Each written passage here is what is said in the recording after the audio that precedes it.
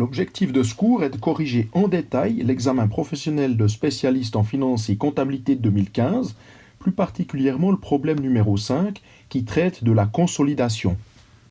Dans cet exercice numéro 1, il nous est demandé d'établir un tableau d'évolution des fonds propres de l'exercice 2009. C'est-à-dire que nous devons détailler ce qui s'est passé pour chaque position: capital action, réserve provenant de primes, de bénéfices, la part des minoritaires aux fonds propres, que l'on voit ici. J'ai demandé de faire cette variation entre le 1er janvier 2009 et le 31 du 12 2009.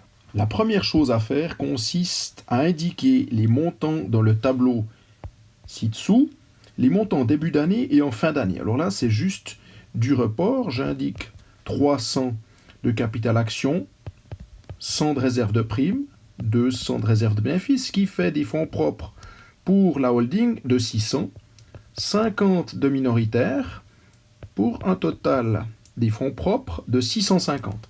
Ensuite, fin de l'année, 400, 150 réserves provenant de primes, 250 en ce qui concerne les réserves provenant de bénéfices, qui me fait un total de 800. Les minoritaires, eux, sont passés de 50 à 66 en fin d'année, pour un total de 866 des fonds propres. Les choses les plus simples, le capital action est passé de 300 à 400, c'est-à-dire qu'il y a eu une augmentation de capital action d'un montant de 100. Cette augmentation s'est faite avec un agio de 50. On le voit ici, il y a eu 50 d'augmentation. On indique donc réserve provenant de primes, plus 50. Réserve provenant de primes, c'est ce qu'on disait en 2015. Maintenant, on parlera de réserve issue du capital.